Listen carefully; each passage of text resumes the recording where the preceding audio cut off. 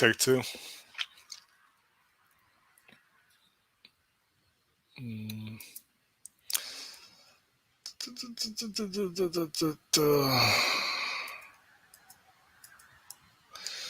Okay.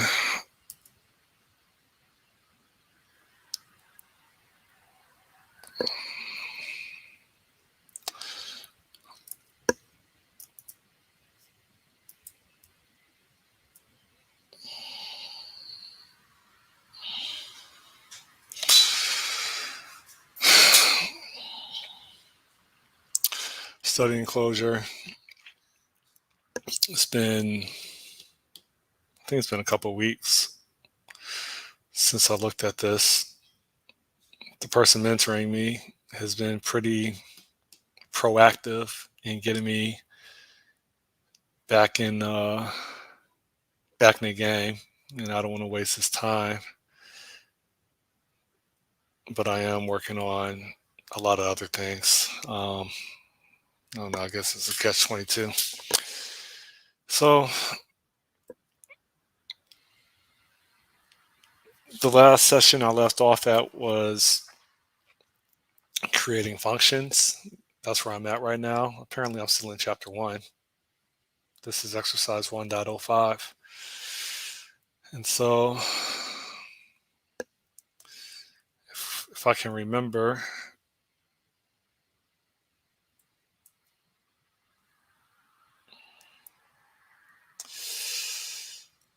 I can't remember anything. One is I need to start my REPL, right?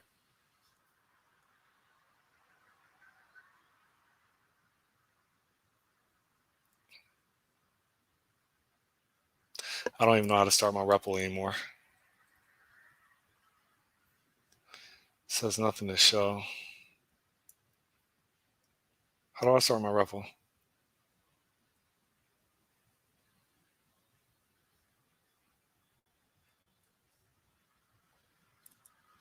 If I right click this, there should be a REPL in here.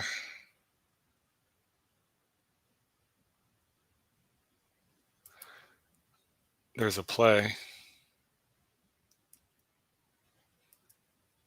Do I hit the play? That looks like it's starting to REPL.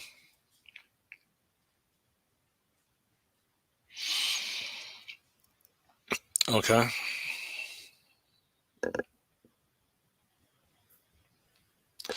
Says that the REPL started. All right. So then I think it was like Control Alt, Shift Alt L was to load. No.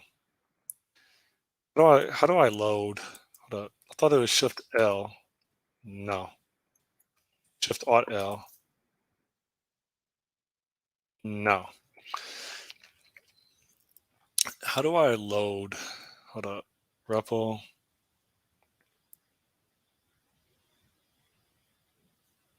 Load file in REPL is Alt Shift L. That's the entire file. Okay. No.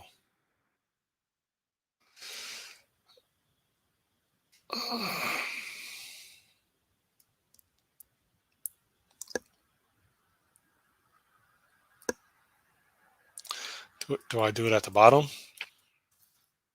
No.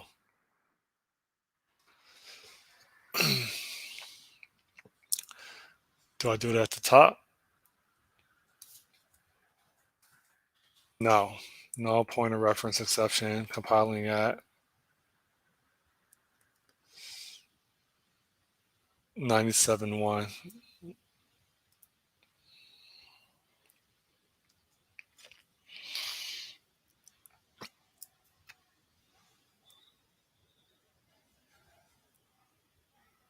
I don't know. What about that? Okay. Apparently that works. Shift Alt L.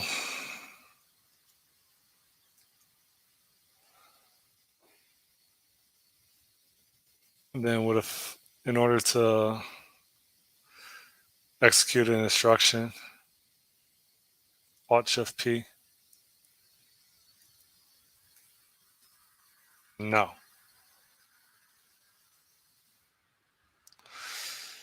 Def square, because it takes square takes a function. Okay.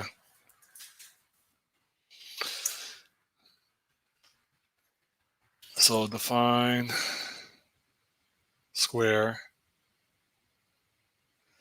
takes a function in which the argument is x,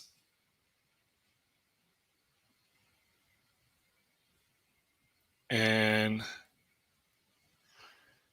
it's going to square x. Okay.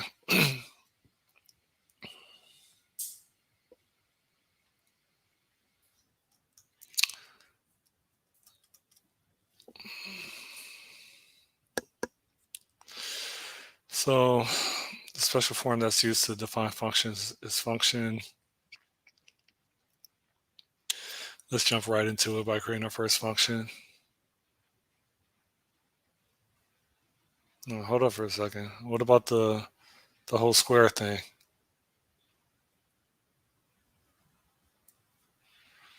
Did I? It's this right here.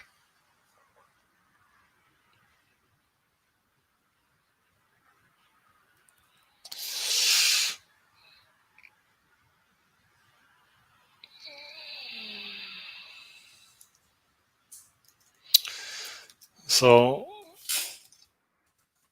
they're saying that I should be able to do this. Hold up. They're saying that I should be able to do this. Square and then 2. But they're saying I should be able to do that in a REPL.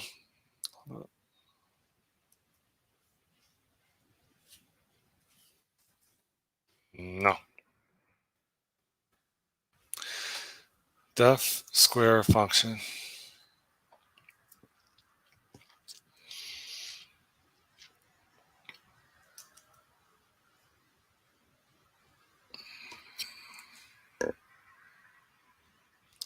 Use def to bind the function returned by the special form function to the square symbol.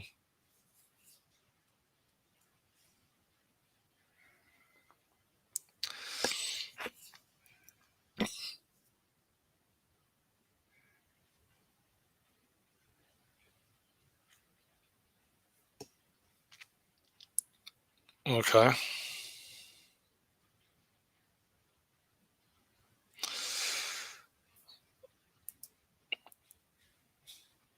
Oh, that's not working for me. Hold up. I'm trying to send this to the REPL. It's not working. Hold up. Where's REPL?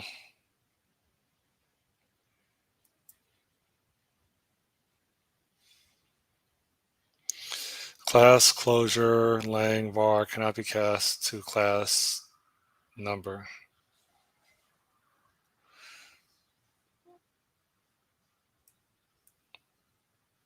Almost.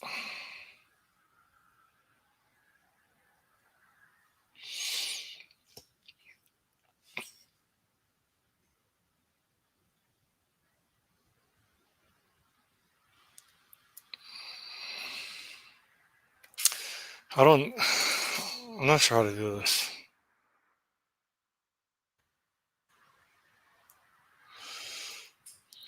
Over here they have square 2.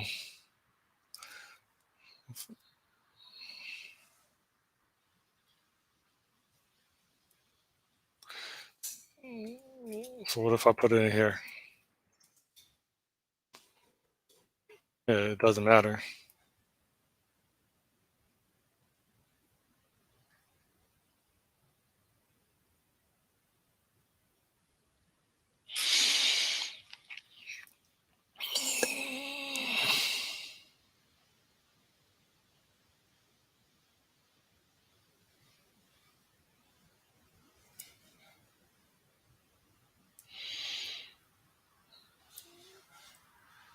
What's stuff G?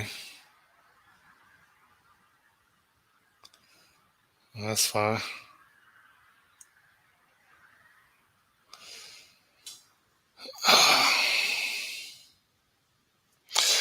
I don't.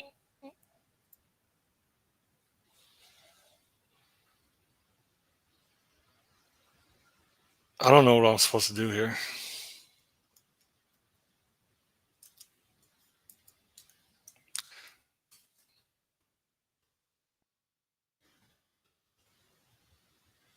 Like, apparently, there's something wrong with this right here. Loaded. And then if I just want to call this right here, what is wrong with this?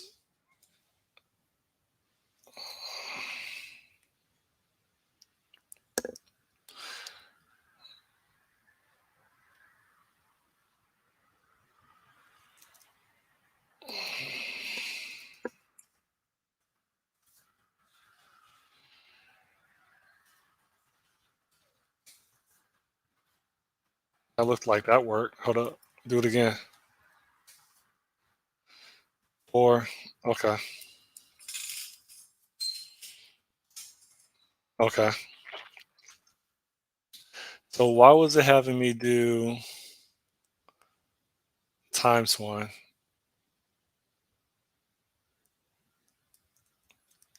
What was that about?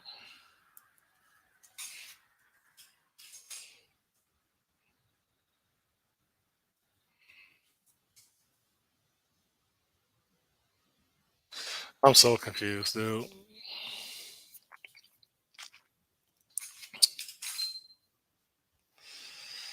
So Invoker, so when we did square 2, we gave 4. And then if we did square ×1, does that mean take the last result and square that? Probably does, right? Because 16 squared is probably 256, I assume.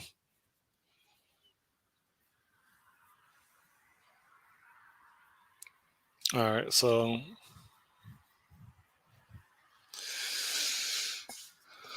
×1, whatever function ×1 takes the result of the last REPL computation and applies it to the function. So this pattern of combining def and function is so common that a built-in macros were not a necessity. Define function. Recreate the square function with define function instead of def and function.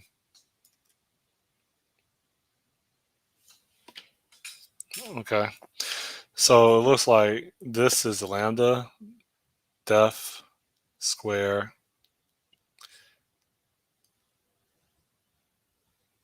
and then the implementation returns a function that takes an x that, when applied, will multiply x times x. Okay, so now they're saying define function. We gotta hold on. We gotta wrap this in parentheses, right? Define function that we'll call square that takes an x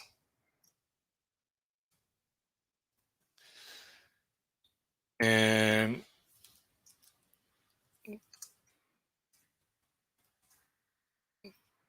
returns a, I guess we do this, x, okay. Shift Alt L to load it in for our output. Did you notice that the x argument was passed in a vector? Yeah, I noticed that. We have already learned that vectors are collections, and so we can add more than one symbol to the argument's vector. The values that are passed when calling the function will be bound to the symbols provided in the vector during the function's definition. Okay, so now if I say square 5, and I do Shift Alt P, 25. Okay.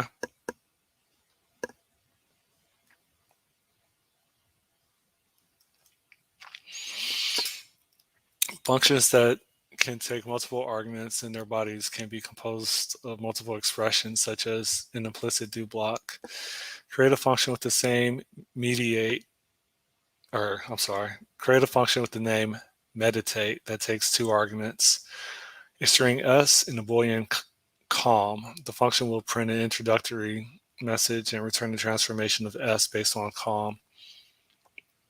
So define function meditate s calm. Okay. Find function. Let's keep doing this. Find function meditate that its parameters will be s and calm. That's how you do it? Okay. And so then it's going to return the result of print closure. So print line.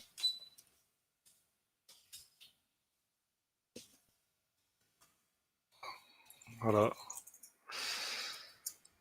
Print line. Closure.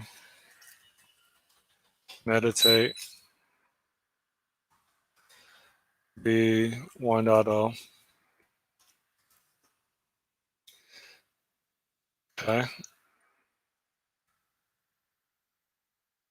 Hold on though. Hold up.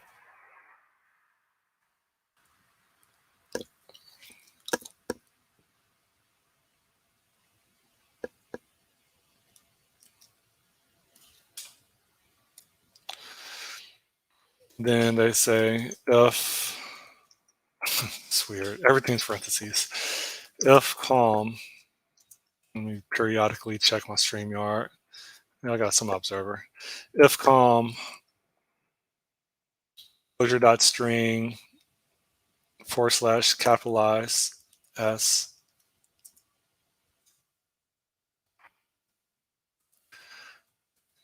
closure.string / capitalize s, and then it says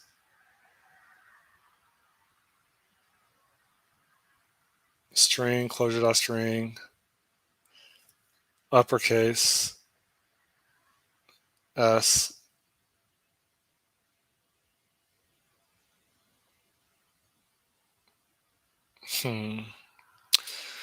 Okay, I don't know what this is really doing.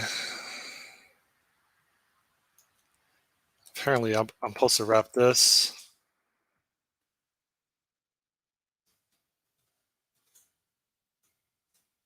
Supposed to wrap that in there.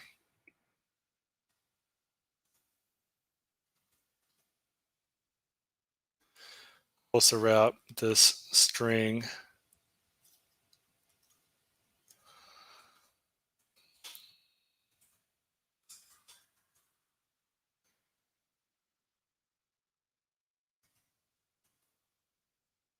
and then closure.string / uppercase s. What's the difference between capitalized s and uppercase s? Closure.string uppercase s.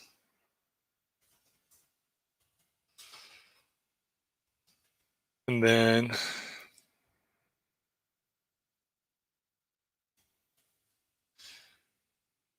it's going to do exclamation point, and then it's going to turn that, and then it's going to return that. I'm missing the third one.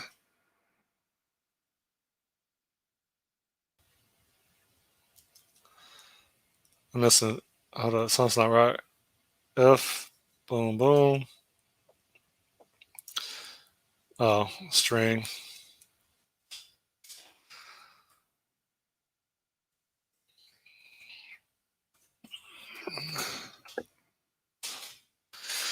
So let me try to figure out what this does before I look at it, the notes. it's we define a function called meditate that takes the value s and calm. We print line, all right. Then we say if calm clojure.string.capitalize s, okay. But it's not assigning that to anything. And then the very next line says string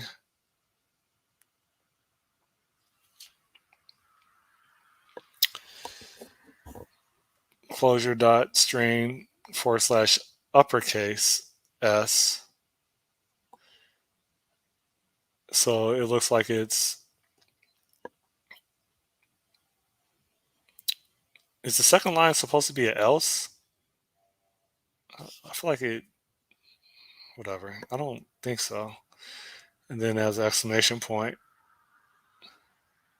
I feel like the second one has to be an else. I think that is the case. Because I think if you want to execute multiple lines within a condition, you have to use like the do. Let's figure it out.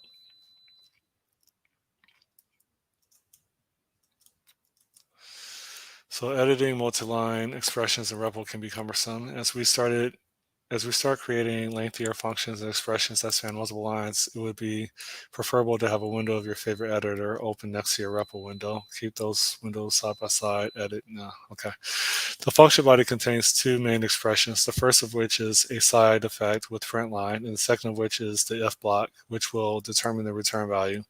If calm is true, it will politely return the string capitalized with the character converted into uppercase. Otherwise, it will shout and return the string with this character to uppercase, ending with the exclamation point. Okay.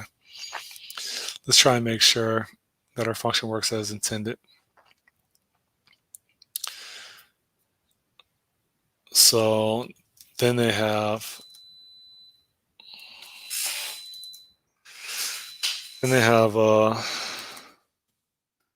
meditate,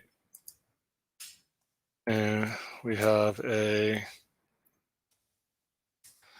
do we have here? In calmness lies true pleasure. Okay.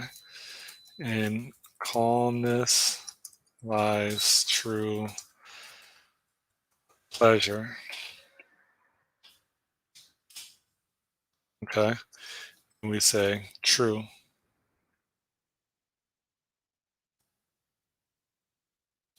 And I have to put all this in parentheses.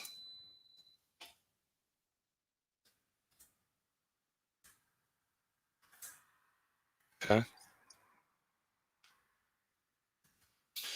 So I could do shift alt L. There's a shortcut to clear the REPL. And then shift alt P. And was I supposed to have a lowercase? Yeah, I was supposed to have a lowercase. All right there. And then shift alt P. Okay. Take 3, shift off P, and calmness lies true pleasure. Okay. So whenever you have a if you don't have a do after the first line, or if you don't have a do period, then it's just going to be like one line, and the other one's going to be the else condition being triggered. So what if we say false? Are we going to get the exclamation point? Shift alt P. Ooh.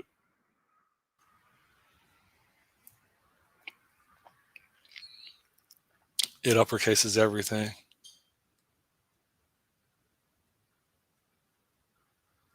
So capitalizes the first character, and then uppercase takes the entire string.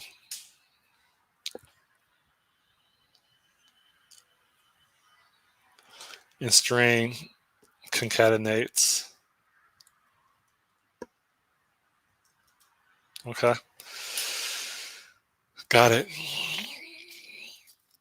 If we call the function with only the first parameter, it will throw an exception. This is because the parameters that we have defined are required. One last thing to end our initial tour of these functions is the docstring parameter. When provided to define a function, it will allow you to add a description of your function. Add documentation to your square function by adding a docstring just before the function's arguments.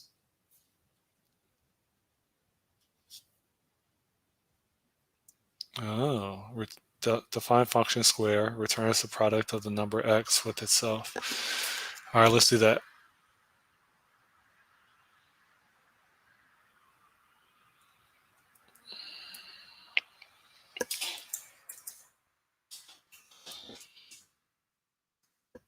We're going to say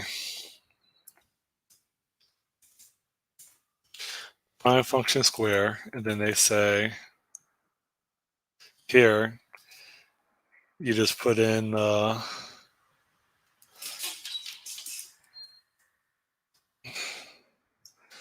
returns the product of the number x with itself.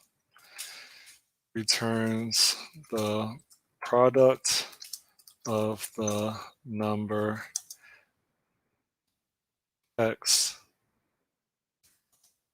with itself. Shift Alt L. Okay. So then what? If I put in within parentheses square, and I say 2, if I hover over square, is it going to tell me returns the product of the number? Oh, okay. All right. And then I do Shift Alt P, and it says 4. And then one would surmise that I could take the last result of my REPL and square that, Shift Alt P. Ah! All right. Okay.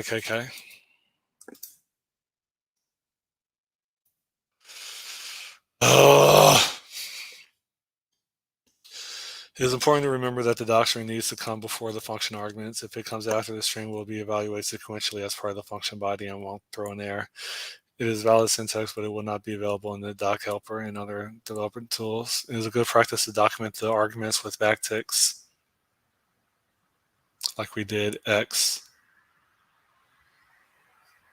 Okay. So that development tools such as the IDE can recognize them.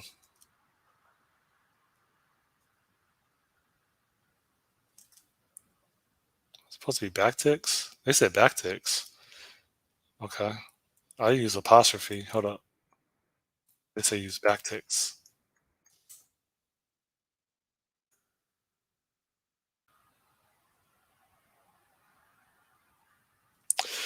Okay. We will take a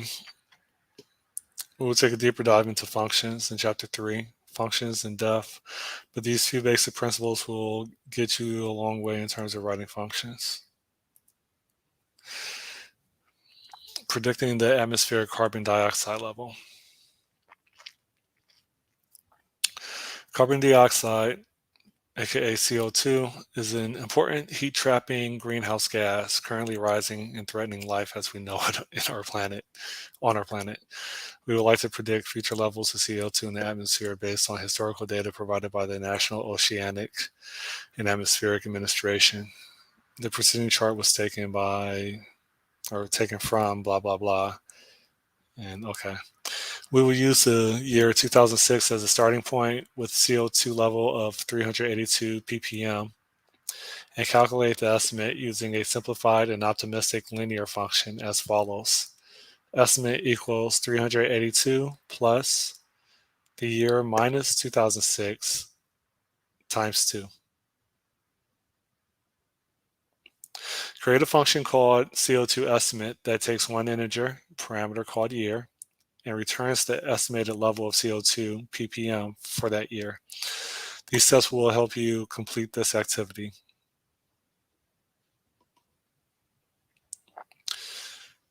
Okay. So open your favorite editor and REPL window next to it. In your editor, define two constants, base CO2 and base year, with the values 382 and 2006, respectively. Okay. Okay. Def. I do def or let. Probably def, right? Because def is global,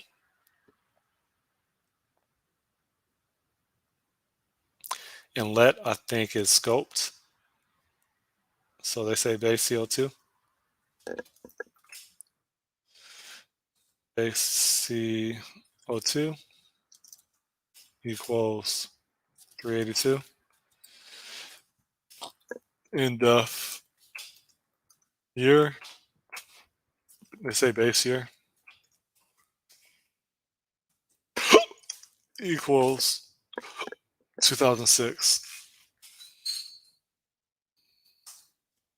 Okay, Shift Alt L.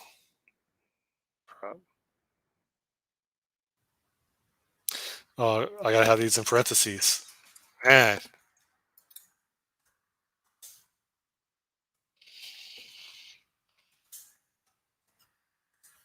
Shift Alt L. Oh, what? Too many arguments in def. Oh, oh. How do you, I gotta figure out within IntelliJ how you edit multiple lines at once. Shift Alt L. All right, cool. Okay. Hey, second observer. In your editor, write the code to define the CO2 estimate function without forgetting to document it within the docstring parameter. All right, so in your editor, write the code to define the CO2 estimate. Okay. We say define, within parentheses, we say, what was that? We say define function, and then we say CO2 estimate, and then a vector that's going to encase the arguments. And we're going, hold on, what am I supposed to do? Or do I even have any arguments here? Let's assume I don't have any arguments here. I think it said that I'm supposed to say calculate CO2 emissions or something like that. I don't know how to spell emissions. I think that's all. Oh, I gotta put this in within quotes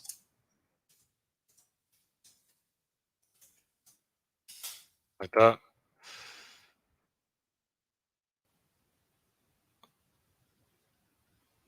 This is a typo. How do you spell emissions? Hold up.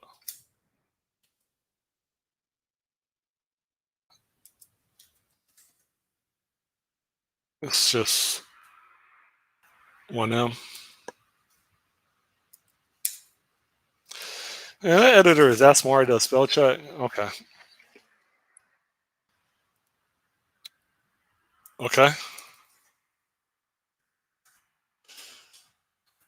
And so then in your editor, write the code to define the CO2 estimate function without forgetting to document. Okay, I did that. And it says estimate equals 382 plus. So we'll return 382. There has to be a plus sign. And then we got to have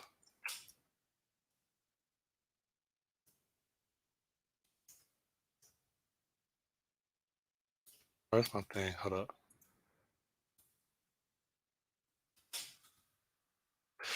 382 plus, and then it's the year minus 2006 times 2. So boom. say times, and then it's the year minus 2006.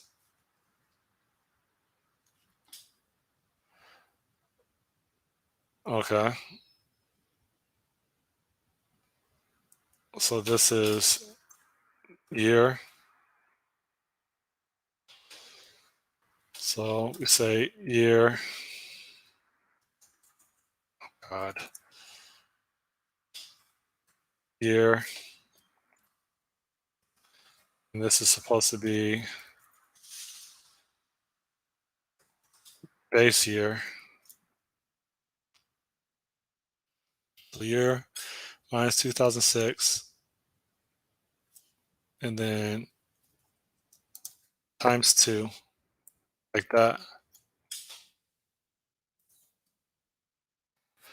I think that's it. I think that's it.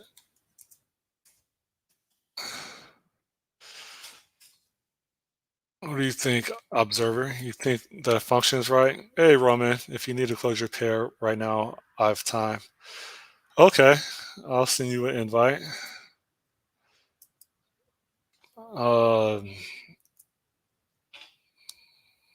Hell, what? I don't even know how to send an invite here. I don't know if you're able to. Is that even selectable for you? It's probably not, right?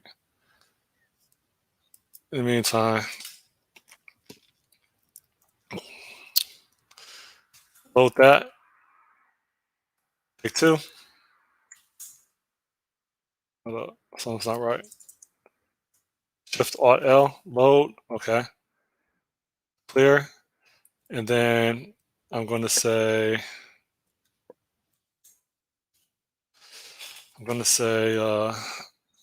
CO2 estimate 2021. Shift Alt P. Ooh, it says 412. Okay, well, let's see if I got this right.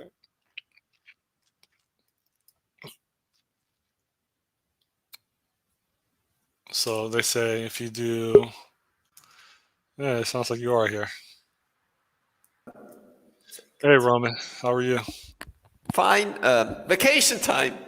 Vacation time? Isn't that Yeah. supposed to be like during the holiday season?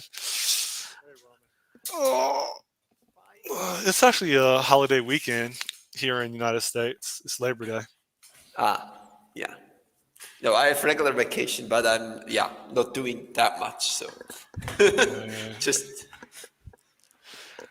were you screaming at me through the um, video as I'm no, trying to learn Clojure and things aren't as intuitive to me?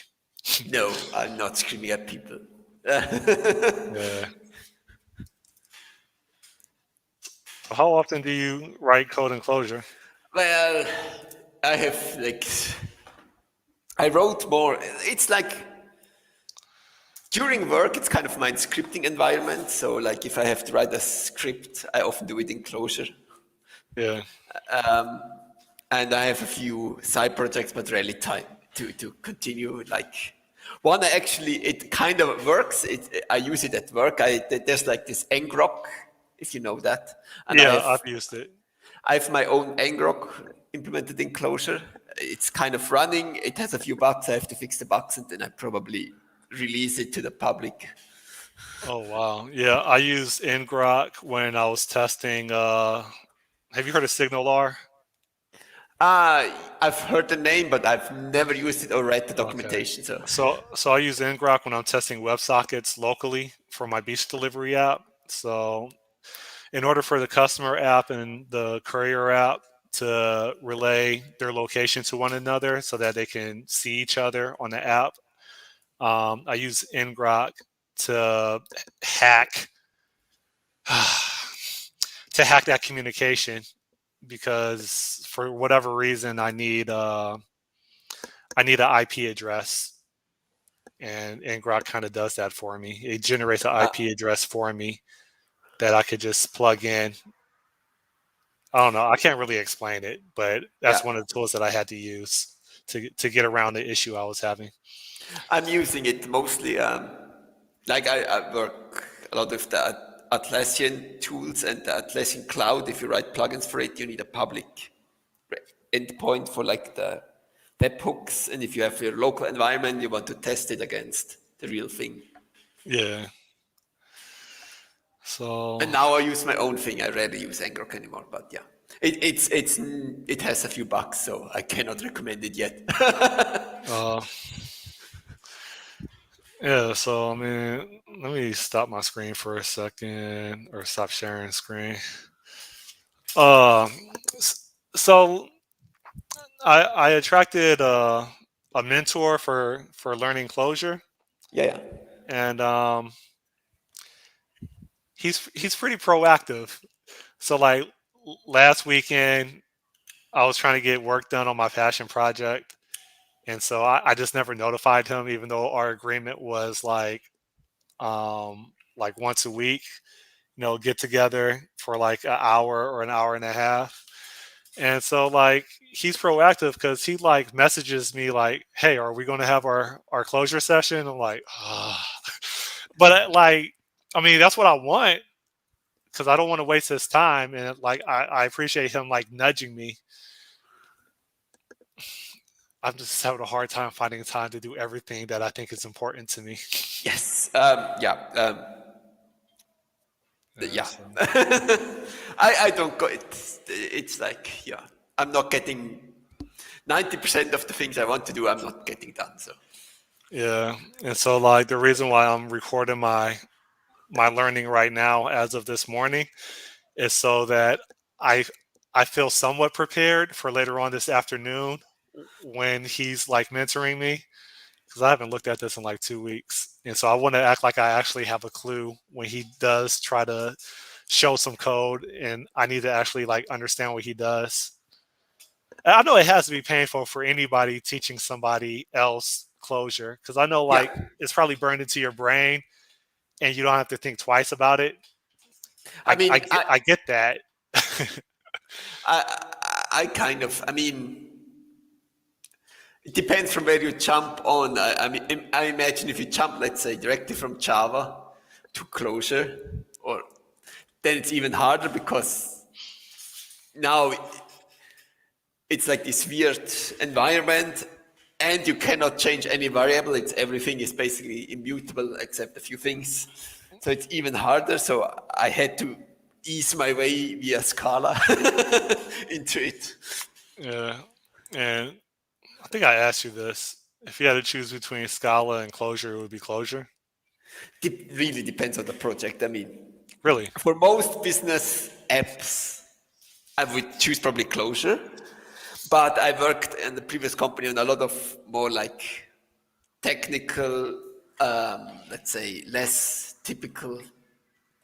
I don't know, database in. I didn't work on database in, database out apps, and more like a bit low levelish stuff. And there I would probably would not use Clojure because it's like it doesn't help you. And even now, like for this ngrok alternative, like the logic to like assign you a URL, like assign you a domain, and I don't know, wire things up. That's Enclosure, but like the actual traffic routing through, it's first, of course, it's a Java library underneath, but like some core pieces are written in Java, because it's like too annoying. Like I don't know. It's probably even in the Richiki talk, like the creator of Clojure, he said like Java or C sharp, they're really good at like machinery, or like if things are like a machine to like trivial details, then Java or C sharp are very good, and Clojure is like meh, not that nice. But Clojure is very good at shuffling data around, like from I don't know, from this REST endpoint to the other REST endpoint and back. That is like works very well. Okay. Because right now I'm trying. I haven't even got to the point in Clojure yet where like I would like to get to the point with Enclosure where I can understand how to model domains. And so, like within the statically typed language, I think I have I mean, it may sound kind of arrogant, but I think I nailed my approach for domain modeling within like F sharp. And even when I'm forced to like work in C sharp, I still domain model in F sharp and then I port it to C sharp. Right. That's what I did at my current job. Yeah, Um, yeah, but yeah. and now I'm trying to figure out. Well, not now because I'm probably still like a month or even a couple months in the like. I don't know. It's probably 2 months in the future where I actually have to take something that's reasonably challenging, kind of like that business rules kata. I don't know if you saw me streaming No, that. I just joined now, so Yeah, yeah, yeah. So there's a business rules kata from 2 weeks ago that my mentor and I were going through. Hold up. Oh, I gotta share my screen. 1 second. Do that. Uh, uh, and then there's this. Oh shoot! Hold up. Press take two. This. Hold up. This right here. La la. It should be this one right here. Yeah. So I want to graduate to implementing this business rules kata. I'll paste it in the. No, I'll paste it on the public one. I want to graduate to this business rules kata Enclosure, in which he already, like the guy mentoring me in Clojure, he provided 3 different implementations. I couldn't understand any of it because I don't understand Clojure. yeah, But so he actually, hold on, I think he gave me, yeah. I would have to read it and think about it. yeah, he gave me this stuff. But to make a long story short, it's let me go back to the business rules kata. It's basically taking some business rules that have a whole bunch of conditions on what someone purchases, and if they purchase this, then they get this for free, but then they also get a discount on that. But if they purchase that, then this happens and they get free delivery, but only if blah blah blah blah. And so it's something that like the intent is to structure your code so that as business rules change, you don't really have to, you minimize the amount of changes in the actual code that you write. Um, and so that's like what this kata is all about. But right now, I'm just learning how to write functions in Clojure. I would have to think about this. Yeah. Yeah, yeah. So I would like to get to this point in 2 weeks, and I said that 2 weeks ago. So yeah, so I guess I will ask. Let me turn this thing off. When you're, I would assume that you've practiced like some domain modeling in Scala. Yeah, yeah, yeah. I would say it's very well. One weakness of Scala is it's like the C sharp of no, not the C sharp, the C plus plus of the JVM.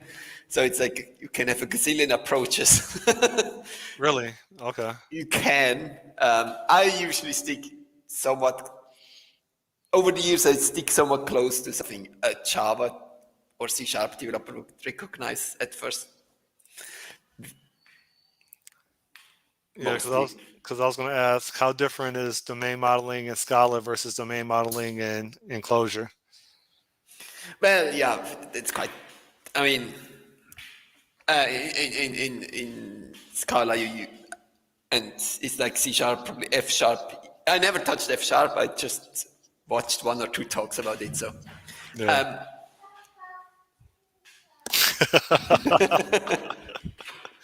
It's okay if you got to take off. That's fine. yeah, yeah. Um, um, in 1 minute or 2 minutes I come back. Yep. All So, right, no worries. So let me share my screen again.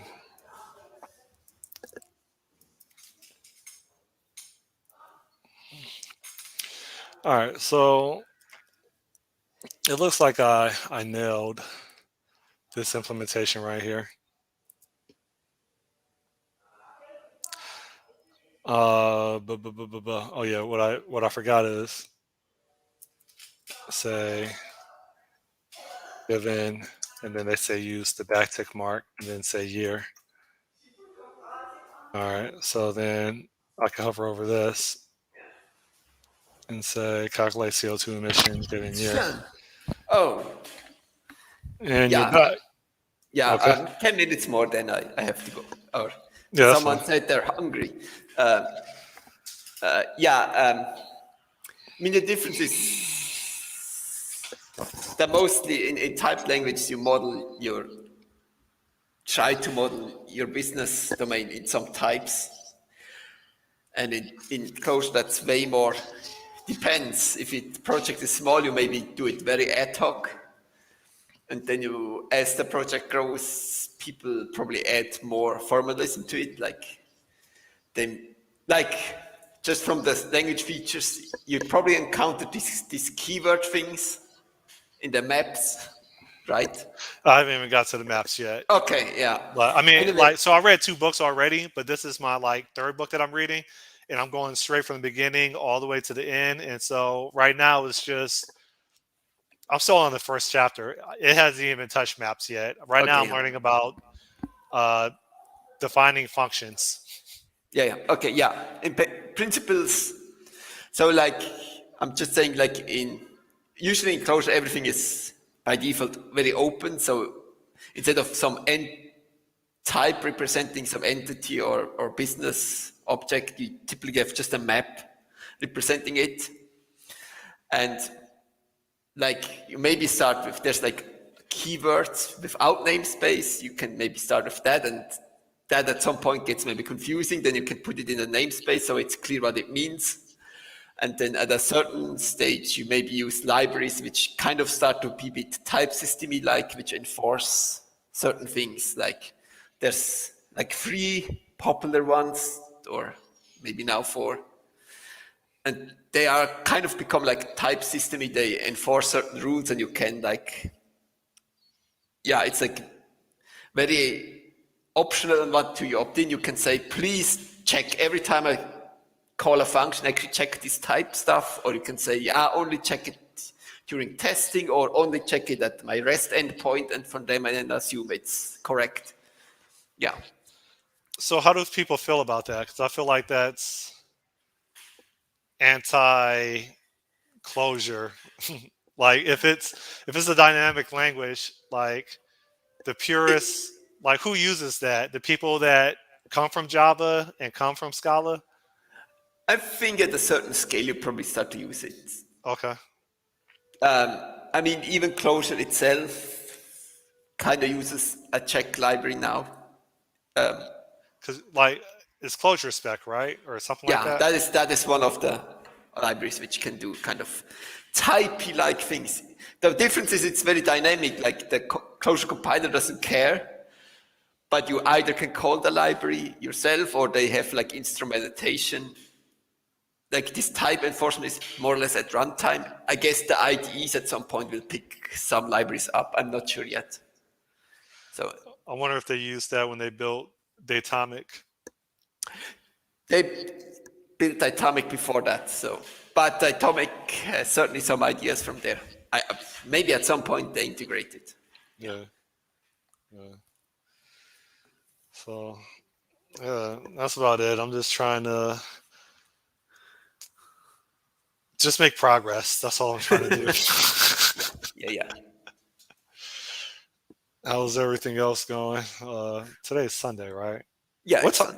Sunday. I forget. You're in No. Hold Switzerland, on. yeah. I was gonna say Oh, sorry. you're in the Netherlands. Switzerland. No, Switzerland is outside the Netherlands. Yes. Okay. I It's know less nothing. flat. I know nothing about European geography. Yeah. Uh, Just Netherlands is famous for being very flat, or in chocolate, Swiss chocolate or no? yeah, that is the stereotype is, but I don't know. Certainly chocolate and cheese, and probably something else, and clocks. Yeah. Is Switzerland part of NATO? No, No, no. they're not scared of Russia invading. Oh, I mean, Switzerland, during the Cold War, they basically had, for every citizen, there was a bunker spot. So they had so many bunkers, every citizen could sit in a bunker. So many buildings still, if you go into, like our building, I'm right now in, if you go downstairs, there's a bunker in it. So many Swiss buildings have bunkers built into, because they were, in case there's an invasion or especially like a nuclear attack, that you can go into the bunker and they have like filtration system for Oh, the nuclear fallout. Had everything is like they were afraid. Yes, or a tornado, or tornado's just a American Tor- thing. tornado is not really a thing in Switzerland. Is it just America that has tornadoes? I think the US is really the country where the tornadoes appear because like the wind condition is right there and they have this flat area. And I think most other Okay. places they stop way before. There's probably some places more, but yeah, it's the US is tornado.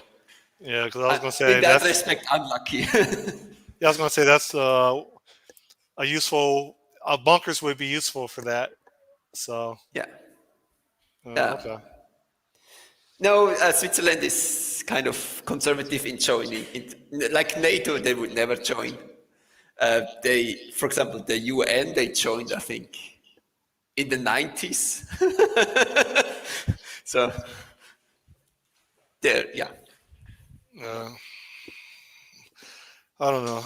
It's oh, with everything else that you have going. Do you exercise? Do you go running? Do you Not these days. you're able to stay thin like that without working out? I'm not that thin anymore for Oh, my for my for my taste or whatever. yeah. Uh, Not really. Well, my son is now quite fast on his how is it called? Not proper bike, so I have to run to Uh to huh. to be able to keep pace. I Oh, you have to took the buy. training wheels off. Yeah, and it's quite fast. Yeah, that's cool. Yeah, I think I'm about to try to go running in like another half an hour before it gets crazy hot out here. But Yeah. uh, Is Florida also the humidity high? Usually it's like very oceany. yeah, like I live pretty much on the beach, and so like even though I'm from up north, like I'm from the Great. I don't know if you know where the Great Lakes are in the That's like northern part of. Chicago, that like on the between where the Yeah, Canada US border, like with the yeah. Like I was born and raised like in that part of the country, and so like down here, I started getting irritable. I don't know if there's like some type of like medical condition or diagnosis, but the hotter it gets, the more agitated I get. And so that's something I deal with like during the daytime. It's like it's disgustingly hot, and I don't like going outside because I start sweating after like a couple minutes and taking multiple showers a day. I'm not built for hot climate as well. For me, like, already Korean summer was already hot enough for me. Yeah, Korean summer? yeah. I stayed in Korea for 6 years. So Hopefully it was South Korea, right? yes,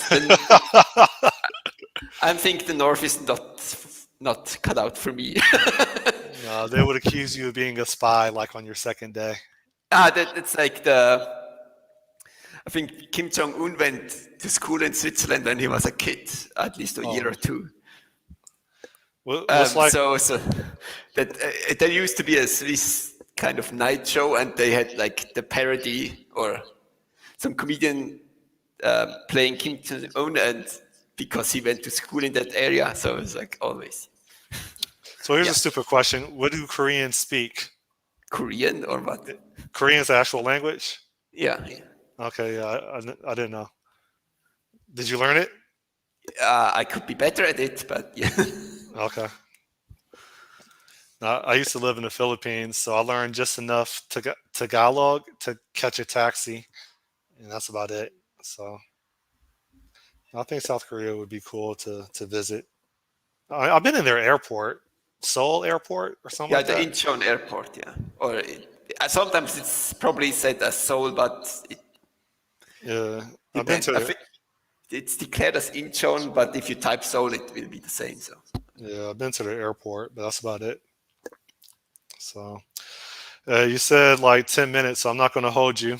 Thank yeah. you for your insights on. Well, I didn't help you with the closure now.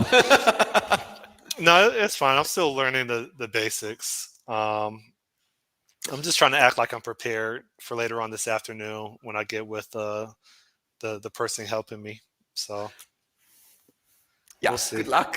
Yeah, thanks. See you. Okay. See ya. Bye. Bye. How do I? All right, so I'll probably be on here another 5 to 10 minutes before I try to do something else. How do I share my screen? Uh, share audio. Share. Go back. So, like, dust off my shoulders. I got this right the first time. All right. So Shift Alt P 470, and it matches what the book says right here. When I put in 2050. So truthiness, nil, and equality. Up until now, we have been using conditional expressions intuitively, possibly on the basis of how they usually work with other programming languages. In this final section, we will review and explain Boolean expressions and the related comparison functions in detail, starting with nil and truthiness in Clojure. Nil is a value that represents the absence of value. It is also often called null in other programming languages. Representing the absence of value is useful because it means that something is missing. In Clojure, nil is falsy, which means that nil behaves like false when evaluated in the Boolean expression. False and nil are the only values that are treated as falsy in Clojure. Everything else is truthy. This simple rule is a blessing, especially if you are coming from a language such as JavaScript. It makes our code more readable and less error prone. Perhaps it's just that Clojure was not out yet when Oscar Wilde wrote, "The truth is rarely pure and never simple." Exercise 1.0.6, the truth is simple. In this exercise, we will demonstrate how to work with Boolean values and conditional expressions.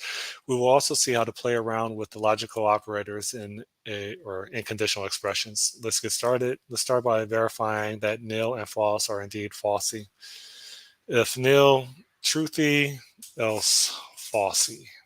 Okay.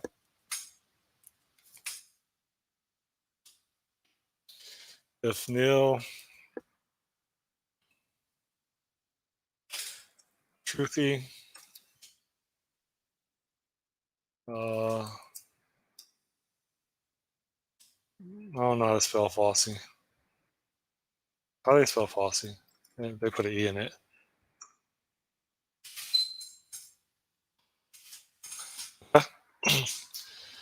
False, truthy, falsy.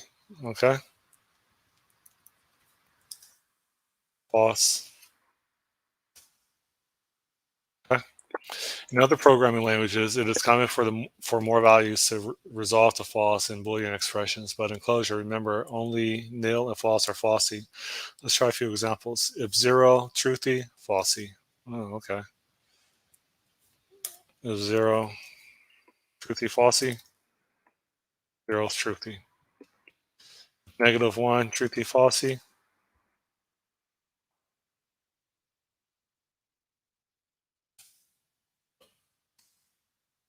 Okay. If this, truthy, falsy, I don't even know what that means. If empty vector, truthy, falsy.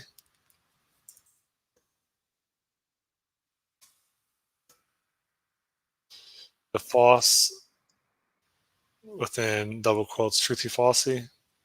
That'll be truthy. Okay. Okay. All right. I get it. So if you want to know whether something is exactly true or false and not just truthy or falsy, we can use the true and false functions. If we want to know whether something is exactly true or false, Okay.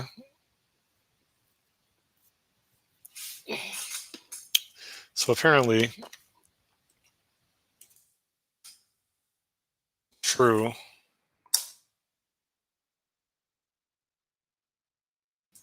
What's the syntax? They have true, and then they have.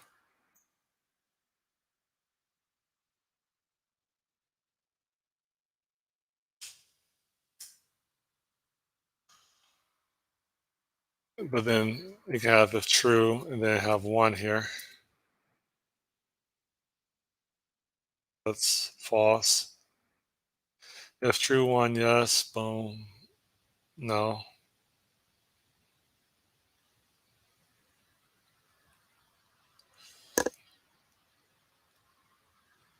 So when is true ever true? False, false, true. So, I mean, you could say true, true, faulty, and that would be true. So you could use false question mark and true question mark for something that's exactly true or false.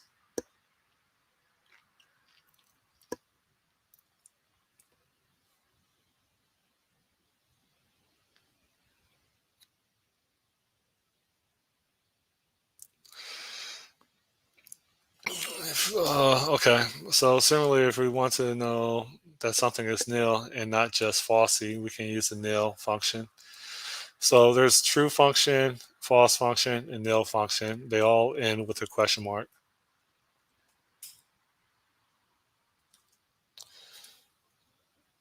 So you could say something like nil, false, and that's going to be false. And you could say nil, true, and that would be false. And then you could say nil, nil, maybe, and hopefully I'll say true. Okay.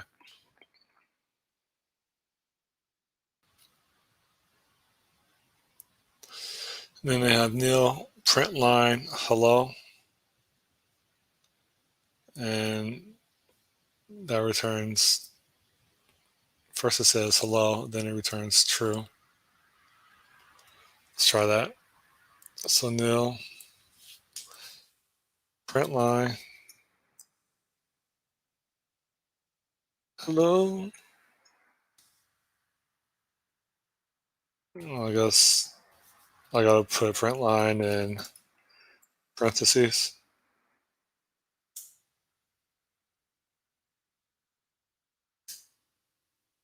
Okay, I get it. Remember, print line returns nil, and so the last piece of output in the preceding code is true. Boolean expressions become interesting when they are composed together. Clojure provides the usual suspects, that is, and or. At this point, we are only interested in logical and logical or. If you're looking to play around with bitwise operators, you can easily find them with the find.bit command, and returns the first falsy value that it encounters from left to right and will not evaluate the rest of the expression when that is the case. When all the values pass to and are truthy, and will return the last value. Experiment with the and function by passing a mix of truthy and falsy values.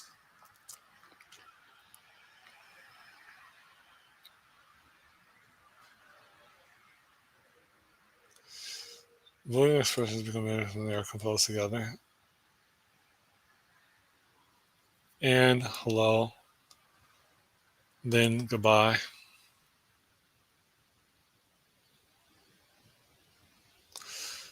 And false, hello, goodbye. Let's use print line to make sure that not all the expressions are evaluated. Oh, okay. So what they're doing is they're using and. Hold up.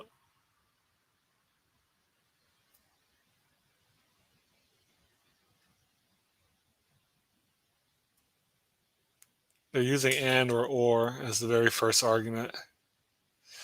And hello, then goodbye.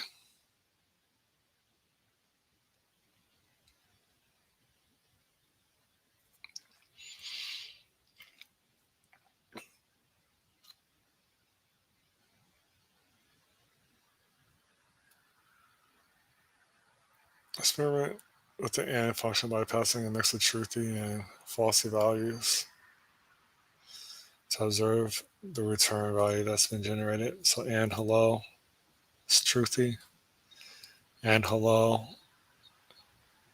then goodbye. Okay, and false, hello, goodbye.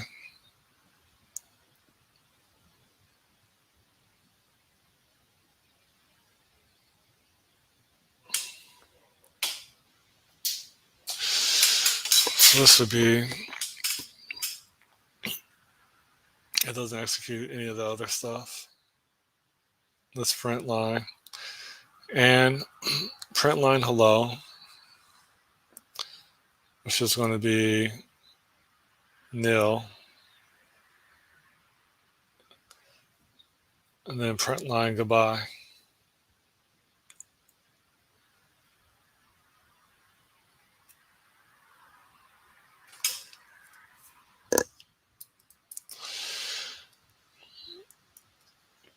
Experiment with the OR function by passing in a mix of truthy and falsy values to observe the return value that's generated.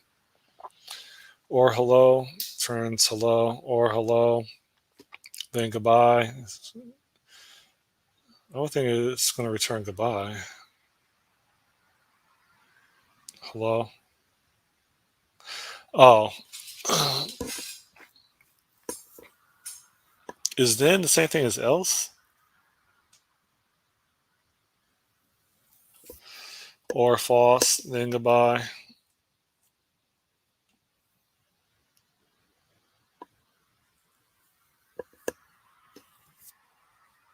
Or false, then. Okay. Once again, we can use print line to make sure that expressions.